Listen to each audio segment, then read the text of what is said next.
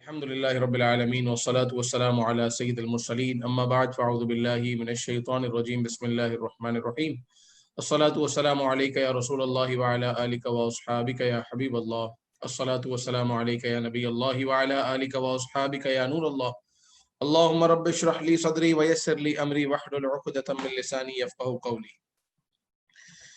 سورۃ التوبہ کی آیت نمبر 30 میں ارشاد ہوتا ہے وقالت اليهود عزير ابن الله وقالت النصارى المسيح ابن الله، اور یہودیوں نے کہا کہ عزیر اللہ کا بیٹا ہے اور عیسائیوں نے کہا مسیح اللہ کا بیٹا ہے۔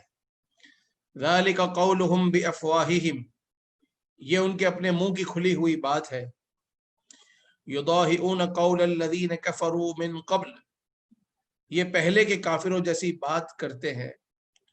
قاتلہم اللہ، اللہ انہیں مارے۔ انا یؤفکون، کہاں اوندھے جاتے ہیں۔ یہ جو اپنا کانسیپٹ رکھتے ہیں، اپنا عقیدہ رکھتے ہیں، یہ کتنا ہی برا عقیدہ ہے کہ اللہ تبارک و تعالی کا بیٹا بتاتے ہیں حضرت عیسیٰ علیہ السلام کو عیسائی، اور یہودیوں کے بعض گروہ، سارے یہودی نہیں، یہودیوں کے بعض گروہ وہ حضرت عزیر علیہ السلام کو اللہ کا بیٹا مانتے ہیں۔ میں چاہوں گا کہ یہ آیات آپ بھی دیکھ سکیں۔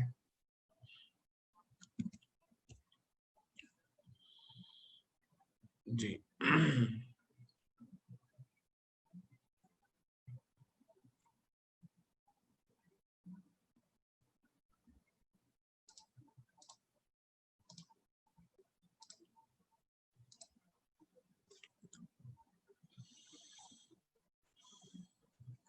سورۃ التوبہ ہے اور اس کی آیت نمبر 30 ہے۔ تو آیت نمبر 30 سے لے کر آیت نمبر 36 تک یا 37 تک، یہ 6-7 آیتیں جو آج ہم انشاءاللہ عز و جل آج کے درس میں سمجھیں گے، اس میں جو مفاہیم اور جو معنی بیان ہوئے ہیں۔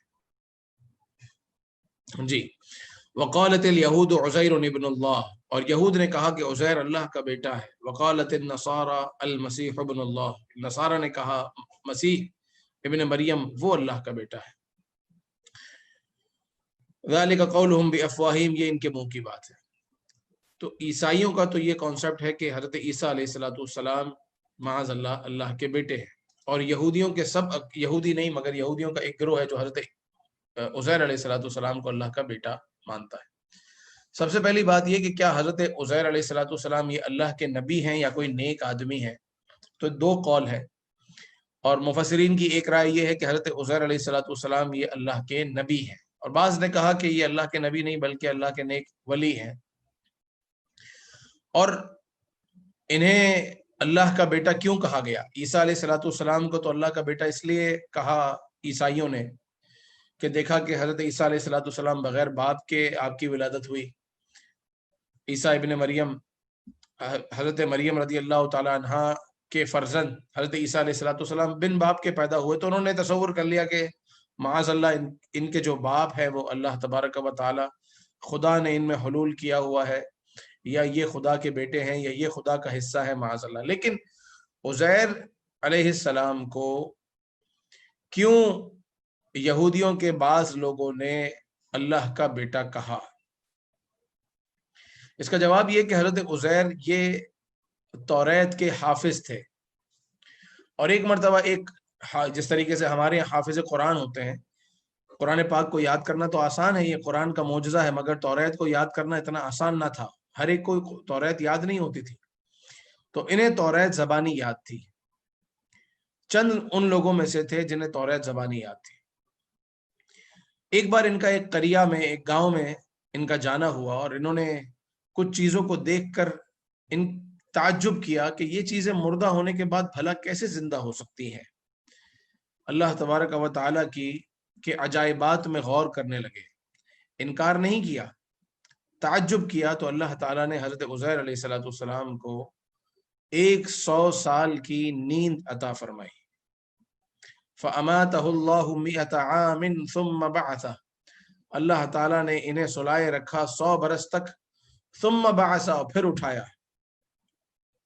قال کم لبست، اور پھر پوچھا کتنا ٹھہرے؟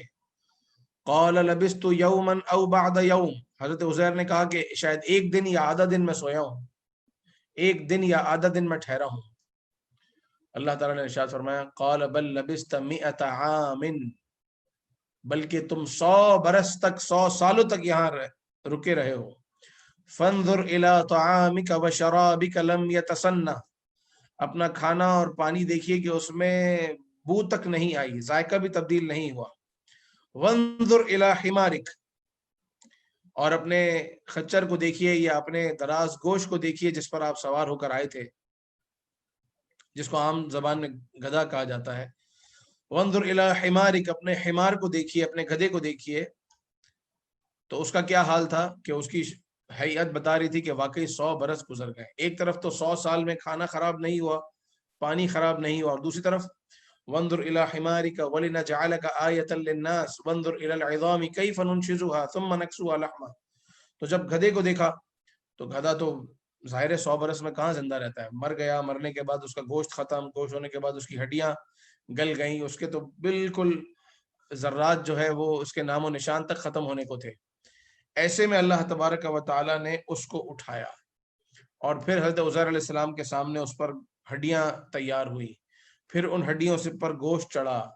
تو یہ ایک اللہ تبارک و تعالیٰ نے ایک چیز حضرت عزیر کو دکھائی۔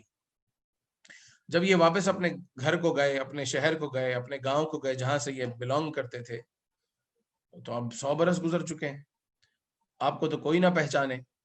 ایک بڑھیا جس کی عمر 120 برس تھی، مگر وہ حضرت عزیر کو جانتی تھی، مگر اس کی بینائی جا چکی تھی۔ اب بینائی چلی گئی تو پہچانے کیسے؟ حضرت عزیر نے اس سے کہا کہ میں عزیر ہوں۔ تو کہنے لگی کہ اگر آپ عزیر ہیں تو عزیر تو توریت کے حافظ تھے، اگر آپ توریت کے حافظ ہیں تو بتائیں، اور اگر آپ واقعی عزیر ہیں تو دعا کریں میری آنکھیں آ جائیں۔ تو حضرت عزیر کی دعا سے علیہ السلام ان کی آنکھیں آ گئیں، اور آپ نے توریت سنائی، جس سے لوگوں کو یقین ہوا کہ آپ ہی حضرت عزیر ہیں۔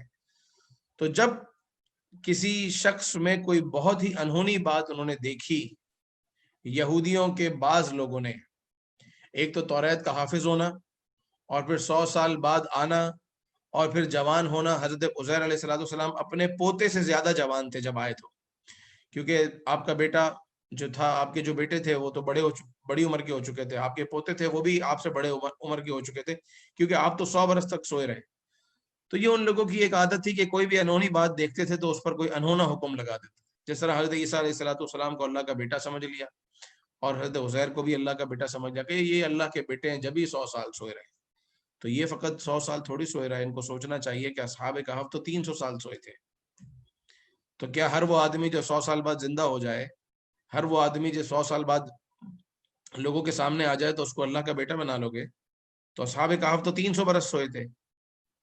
تو یہ ان کی ایک باطل عقیدہ ہے، برا عقیدہ ہے، جس کو یہاں بیان کیا گیا، اور اللہ تعالیٰ نے اس عقیدے کا رد فرمایا اور کہا، کیا ارشاد ہوا؟ ارشاد باری ہوا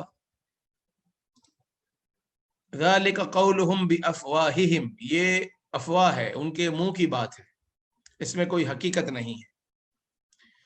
اور اللہ تبارک و تعالیٰ انہیں غارت کرے، قاتلہم اللہ، اللہ تعالیٰ انہیں مارے، کیونکہ انہوں نے وہ بات کری ہے جو کافروں جیسی بات ہے۔ یعنی یہ تو وہی بات ہے نا کہ اللہ تبارک و تعالیٰ کو نہ مانا۔ عیسائی حضرت عیسیٰ علیہ السلام کو مانتے نہیں بلکہ اللہ کا انکار کرتے ہیں، کیونکہ انہوں نے عیسیٰ علیہ السلام کو اللہ کا حصہ اور جز مان لیا، تو حقیقت الہی کا تو انکار ہو گیا نا، اللہ تعالیٰ کی ذات کا تو انکار ہو گیا۔ اللہ کی ذات اس بات کا تقاضا کرتی ہے کہ وہ واحد ہے، تو اس وحدانیت کا تو انکار ہو گیا۔ جن موسیٰ علیہ السلام کی قوم والوں نے، یا جن یہودیوں نے، یا کچھ یہودیوں نے صحیح، عزیر علیہ السلام کو اللہ کا بیٹا مانا، تو انہوں نے عزیر علیہ السلام کو اللہ کا بیٹا مان کر ان کی کوئی عزت نہیں بڑھائی۔ اللہ تعالیٰ اپنے انبیاء اور اپنے اولیاء کی عزت بڑھاتا ہے، بلکہ انہوں نے تو اللہ کی وحدانیت میں شک کر کے کافر ہو گئے، بلکہ ان کا تو یقین مرتب ہو گیا، ان کا یقین ڈیولپ ہو گیا، جس کی وجہ سے وہ کافر ہو گئے۔ اور اللہ تعالیٰ نے ان کے لیے فرمایا قاتلہم اللہ، اللہ ان کو مارے، انا یؤفکون، کہاں اوندھے جاتے ہیں۔ اس کے بعد ارشاد ہوتا ہے آیت نمبر 31 میں، اتخذوا احبارهم ورهبانهم اربابا من دون اللہ، انہوں نے بنا لیے، اتخذوا انہوں نے بنا لیے، احبارہم اپنے پادریوں کو، ورہبانہم اور اپنے درویشوں کو، کیا بنا لیا؟ اربابا من دون اللہ، اللہ کے سوا رب بنا لیا۔ ارباب یہ رب کی جمع ہے، اللہ کے علاوہ اور رب بنا لیے۔ رب کا مطلب ہوتا ہے پالنے والا، پروردگار۔ تو انہوں نے اپنے ان اہل کتابیوں نے یا ان کافروں نے، ان یہودیوں نے، ان عیسائیوں نے اپنے دینی پیشواؤں کو، جو درویش ہوتے ہیں، انہیں اپنا ایسا بنا لیا کہ گویا کہ انہوں نے اپنا خدا بنا لیا، اپنے پادریوں کو اپنا خدا بنا لیا۔ تو انہوں نے کیا در حقیقت اپنے پادریوں کو خدا کہنا شروع کر دیا تھا، یا در حقیقت اپنے درویشوں کو خدا کہنا شروع کر دیا تھا؟ تو ایسا نہیں ہے۔ اللہ نے فرمایا اتخذوا احبارهم ورهبانهم اربابا من دون اللہ والمسیح ابن مریم، کہ انہوں نے اپنے درویشوں کو اور اپنے پادریوں کو اللہ کے علاوہ رب بنا لیا، اور عیسیٰ علیہ الصلوۃ والسلام کو، مسیح ابن مریم کو بھی رب بنا لیا، اپنا خدا سمجھ لیا۔ تو حضرت عیسیٰ علیہ الصلوۃ والسلام کو تو خدا کا بیٹا سمجھتے تھے، لیکن پادریوں اور درویشوں کو یہ کیا سمجھتے تھے؟ تو پادریوں اور درویشوں کی حلال کردہ بات کو حلال جان لیتے، حرام کردہ بات کو حرام جان لیتے، اور وہ پادری اور درویش جس طرح ان کو کہتے اس طریقے سے وہ دین کو سمجھتے۔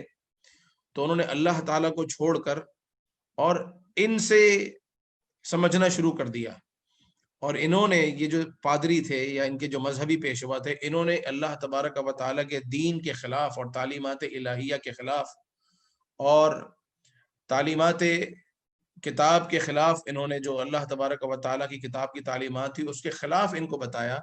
یعنی یوں سمجھے کہ اللہ تبارک و تعالیٰ کے مقابلے میں انہوں نے بہت ساری حرام چیزوں کو حلال سمجھ لیا اور حلال چیزوں کو حرام سمجھ لیا، اس وجہ سے یہ کافر ہوئے۔ اور انہوں نے اللہ تعالیٰ نے فرمایا اس بات کو کہ انہوں نے اللہ کے علاوہ اوروں کو اپنا خدا بنا لیا۔ تو آج اگر جو لوگ مذہبی، سوال ہوتا ہے کہ آج بھی تو ہم مذہبی پیشواؤں کی اطاعت کرتے ہیں، اتباع کرتے ہیں، ان کے پیچھے چلتے ہیں۔ تو آج جو مسلمان مذہبی علماء کی اطاعت کرتے ہیں اور ان کے پیچھے چلتے ہیں، یہ تو حکم قرآنی پر عمل کرتے ہیں، کیونکہ ان کے پیچھے چلنا اللہ تبارک و تعالیٰ کی اطاعت کرنا ہے، جبکہ یہ اطاعت الہی اور اطاعت رسول کا ہی درس دے رہے ہیں۔ اور ظاہر ہے کہ جو صحیح علماء ہیں وہ اطاعت الہی اور اطاعت رسول کا درس دیتے ہیں۔ اور اللہ تعالیٰ فرماتا ہے کہ فَاسْأَلُوا أَهْلَ الذِّكْرِ إِن كُنتُمْ لَا تَعْلَمُونَ، تم سوال کرو اہل ذکر سے، اہل علم سے، اگر تم نہیں جانتے۔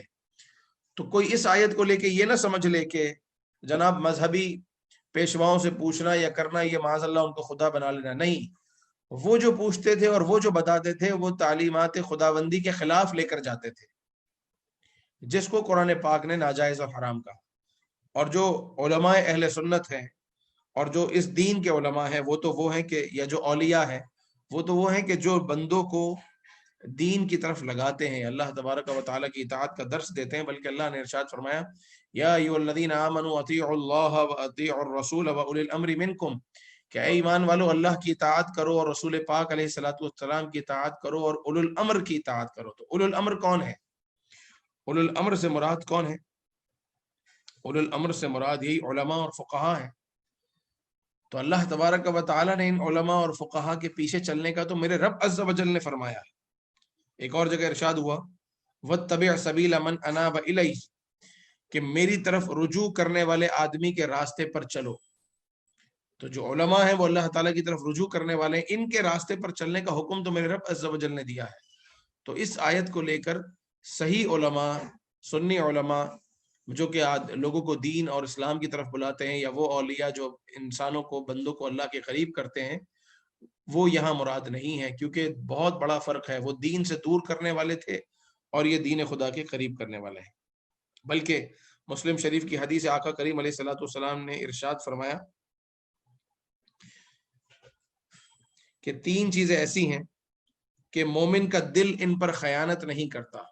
اگر آپ ایمان والے ہیں تو آپ کے دل میں پتہ چل جائے گا کہ کیا یہ صحیح ہے یا کیا غلط ہے۔ مومن کا دل ان 3 چیزوں پر خیانت نہیں کرتا، اور یہ حدیث مسند امام احمد میں ہے۔ اللہ تعالیٰ کے لیے عمل خالص کرنا، کوئی آپ نیک کام کریں اور فقط اللہ کے لیے کریں تو آپ کا دل اس بات کی تصدیق کرے گا کہ یار آج تو نے صحیح کام کیا۔ نمبر 2، علماء کی اطاعت کرنا۔ علماء کی اطاعت کرنے والا کبھی بھی اس کا دل اس کو ملامت نہیں کرے گا کہ تو غلط کر رہا ہے۔ جو صحیح علماء کی اطاعت کرے گا اس کا دل اس کو ملامت نہیں کرے گا، بلکہ اس کا دل اس کی تصدیق کرے گا۔ اور تیسری چیز، مسلمانوں کی جماعت کو لازم پکڑنا، کہ جماعت کے ساتھ چلنا۔ یہ 3 چیزیں ایسی ہیں کہ جس میں مومن کا دل خیانت نہیں کرتا۔ ایک اور جگہ آقا کریم علیہ الصلوۃ والسلام نے ارشاد فرمایا کہ علم سیکھو اور لوگوں کو سکھاؤ، اور فرائض سیکھو اور لوگوں کو سکھاؤ، اور قرآن سیکھو اور لوگوں کو سکھاؤ، کیونکہ ان قریب میں وصال کرنے والا ہوں، میں وفات پانے والا ہوں۔ آپ علیہ الصلوۃ والسلام بیان فرما رہے ہیں۔ اور ان قریب علم اٹھ جائے گا اور فتنے ظاہر ہوں گے، اور اتنے فتنے ظاہر ہوں گے کہ 2 شخص ایک معاملے میں جھگڑا کریں گے اور تیسرا ان کے درمیان کوئی فیصلہ کرنے والا نہیں ہوگا۔ اور آج یہ زمانہ ہم دیکھ رہے ہیں اپنی آنکھوں سے۔ اس کا حل کیا ہے؟ کہ خود علم حاصل کریں، آتا ہے تو سکھائیں، سیکھو یا سکھاؤ، قرآن سیکھو سکھاؤ، فرض علوم سیکھو یا سکھاؤ، دین سیکھو یا سکھاؤ، تاکہ صحیح راستے پر چل سکو۔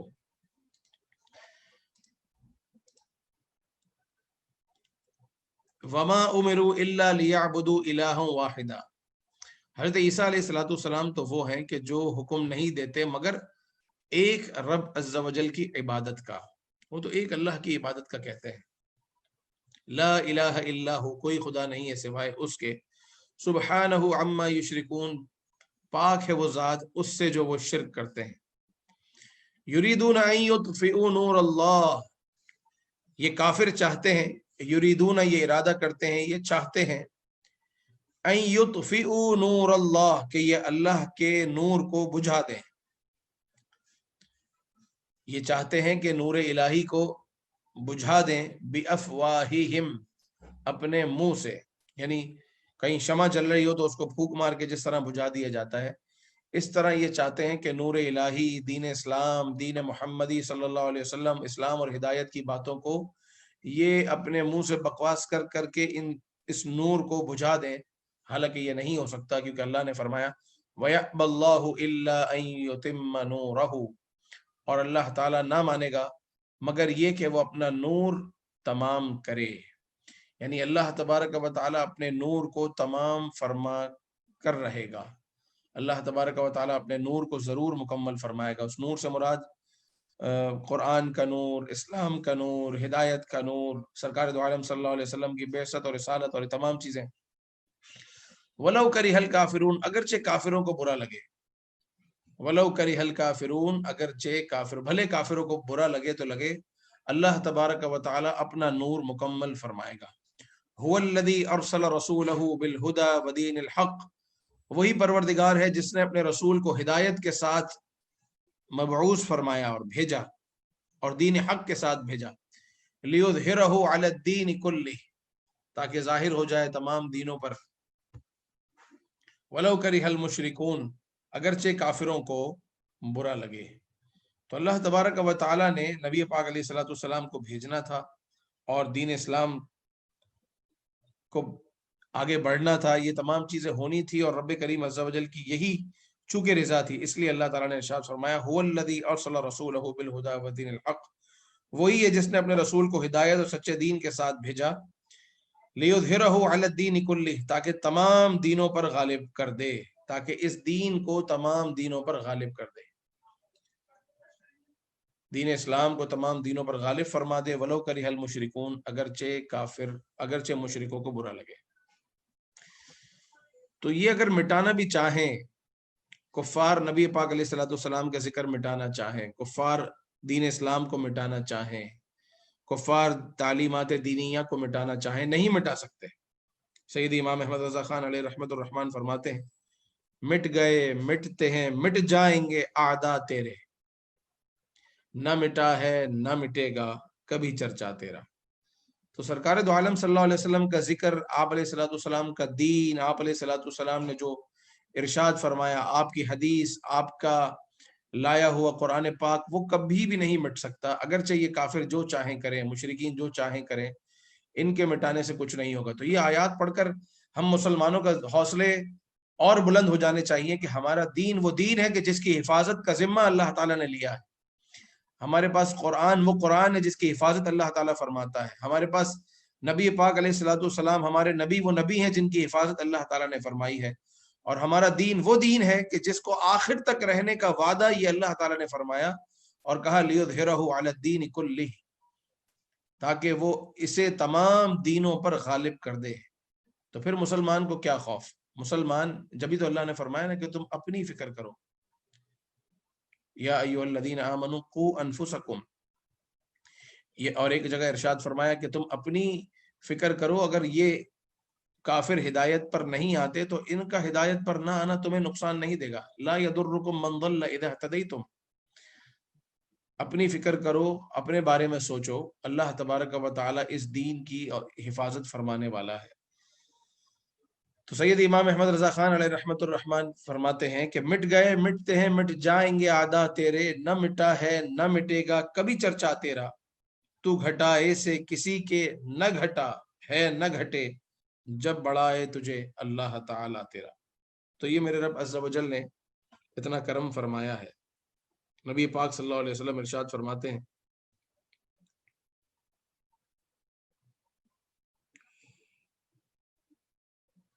نبی پاک علیہ الصلوۃ والسلام کبھی ہدایت اور سچے دین سے الگ نہ ہوئے، کیونکہ یہ دونوں نبی پاک علیہ الصلوۃ والسلام کے ساتھ بھیجے گئے. یعنی ہدایت اور سچا دین یہ حضور کے ساتھ آیا تو آپ علیہ الصلوۃ والسلام بھلا اس سے کیسے جدا ہو سکتے ہیں. آگے ارشاد ہوتا ہے یا ایھا الذین آمنوا ان کثیرا من الاحبار والرہبان، اے ایمان والوں بے شک بہت سارے احبار کہتے ہیں پادریوں کو، رہبان درویشوں کو، جو باطل مذہب کے درویش ہیں. یہ باطل مذہب دین اسلام کے علاوہ جو دیگر مذاہب ہیں ان کے مذہبی رہنما، ان کے بارے میں بات ہو رہی ہے. یا ایھا الذین آمنوا، اے ایمان والو، ان کثیرا من الاحبار والرہبان، بہت سارے پادریوں نے اور بہت سارے درویشوں نے کیا کیا؟ لوگوں کو گمراہ کیا ہے. لیأکلون اموال الناس بالباطل ویصدون عن سبیل اللہ، لوگوں کے مال باطل طریقے سے کھا گئے، لوگوں کے مال ناحق طریقے سے کھا لیے. ویصدون عن سبیل اللہ، اور ان کو اللہ کے راستے سے دور کر دیا.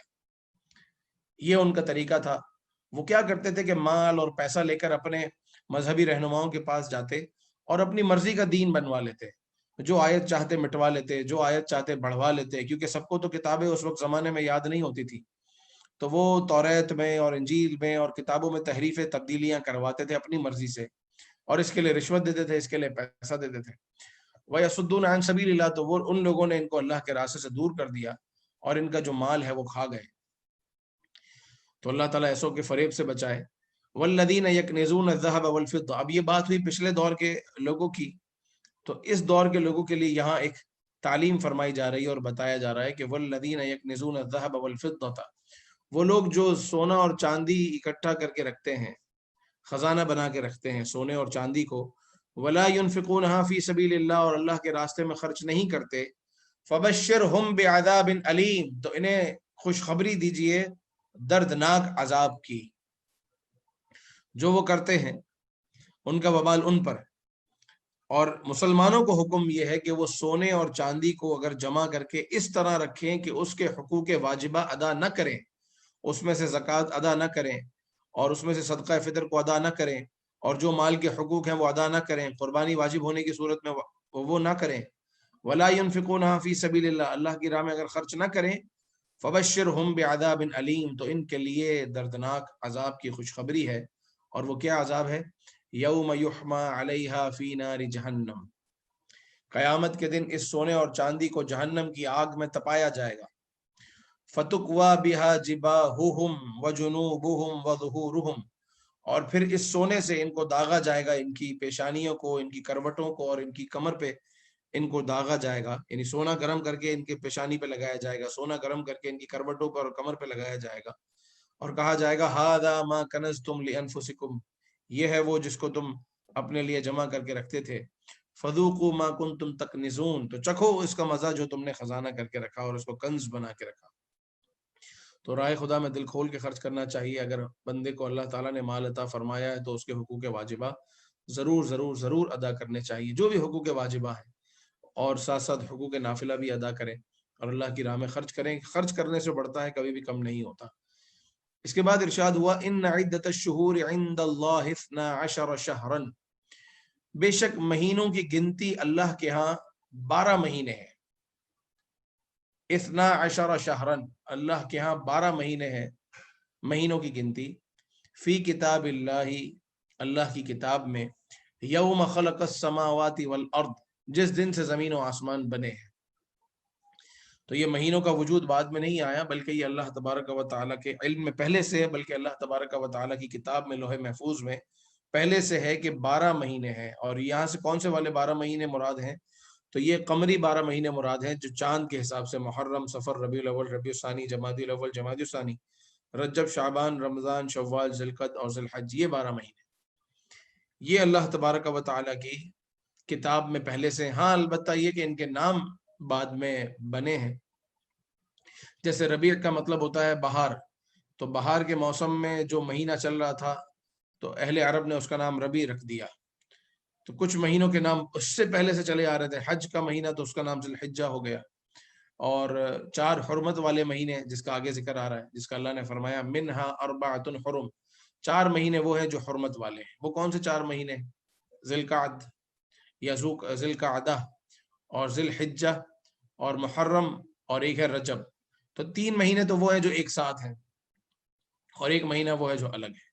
تو ذوالقعدہ، ذوالحجہ، محرم، یعنی رمضان کے بعد آیا شوال، شوال کے بعد آج ہم ذوالقعدہ میں ہیں، اس کے بعد ذوالحجہ ہے اور پھر محرم ہے. یہ 3 مہینے حرمت والے ہیں.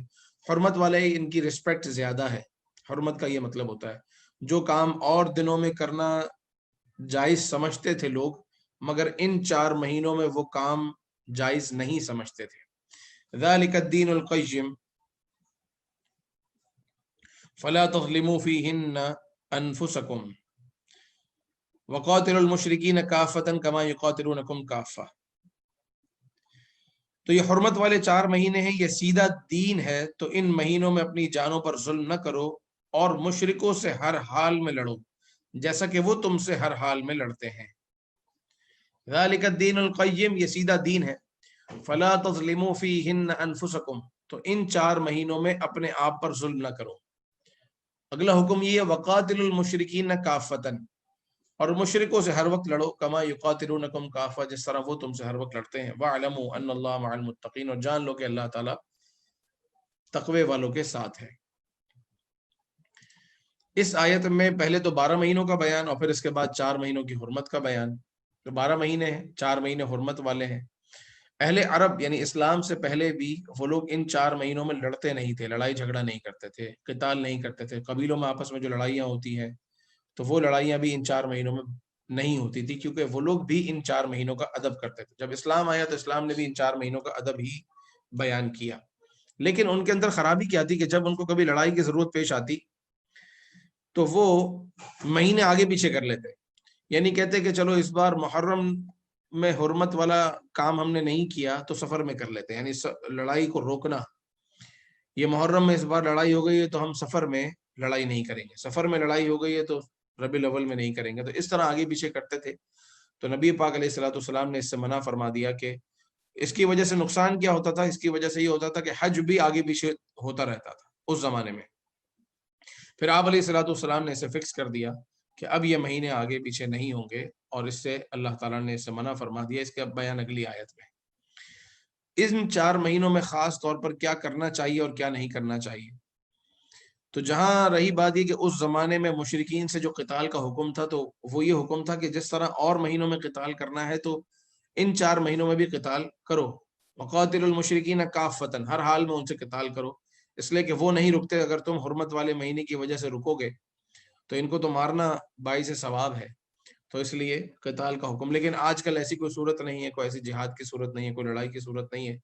تو اس بات کے علاوہ اب ان مہینوں میں کیا کرنا ہے اور کیا نہیں کرنا تو وہ آیت کے اس حصے سے سمجھیے. اللہ نے ارشاد فرمایا فلا تظلموا فیہن انفسکم، کہ ان مہینوں میں اپنی جانوں پر ظلم نہ کرو، اپنی جانوں پر ظلم نہ کرو.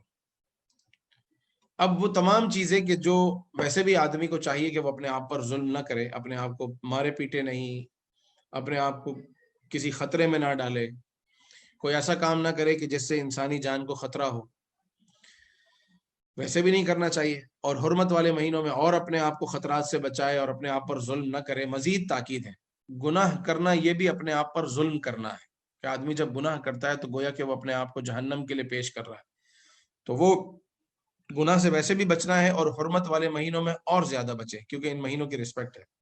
کیا کرنا چاہیے؟ ان مہینوں میں کثرت سے روزے رکھنے چاہیے، اللہ کو یاد کرنا چاہیے، خاص طور پر ذی الحجہ کے جو شروع کے 10 دن ہیں، اگلے درس میں بھی انشاءاللہ بیان کیا جائے گا کہ ذی الحجہ کے 10 دنوں میں کیا عبادتیں کرنی چاہیے، کیونکہ ذی الحجہ کے وہ خاص 10 دن ہیں کہ جس کے بارے میں اللہ نے ارشاد فرمایا والفجر ولیال عشر، ان 10 راتوں کی قسم اللہ نے یاد فرمائی ہے۔ یہ جو ایام حج کی جو 10 راتیں ہوتی ہیں بڑی مبارک راتیں ہیں، تو ان 10 دنوں میں روزے رکھیں، ان 10 دنوں میں زیادہ عبادت کریں۔ قربانی کے دنوں میں جو لوگ قربانی کر رہے ہیں وہ اپنے بال نہ کاٹیں، ناخن نہ کاٹیں، اور جو لوگ قربانی نہیں کر رہے وہ بھی نہ کریں، اور جب قربانی کا دن آئے تو اپنے بال ناخن کاٹ لیں، تو انشاءاللہ قربانی کے ثواب کا اجر پائیں گے۔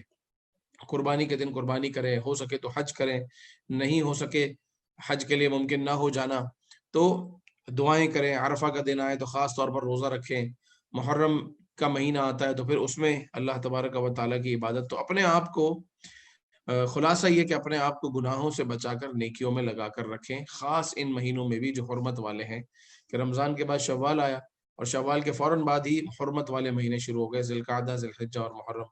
تو اللہ تعالیٰ ہمیں عمل کی توفیق عطا فرمائے اور ہمارے گناہوں کو بخشے اور ہمیں نیکی کے راستے پر چلنے کی توفیق عطا فرمائے، آمین بجاہ النبی الامین صلی اللہ تعالی علیہ وسلم۔ تو ذی الحجہ کے جو 10 دنوں کے اور مزید خصوصی کام ہیں، جس طرح 2-4 تو میں نے آپ کو مثالیں دی کہ روزہ رکھنا اور ناخن نہ کاٹنا، بال نہ کاٹنا، اور قربانی 10 ذی الحجہ کو کرنا، اس کے علاوہ مزید تفصیل کے ساتھ انشاءاللہ اگلے درس میں اللہ نے چاہا تو بیان کیا جائے گا۔ پروردگار عز و جل ہم سب کا حامی و ناصر ہو۔ صلو علی الحبیب صلی اللہ تعالی علی محمد صلی اللہ علیہ وسلم۔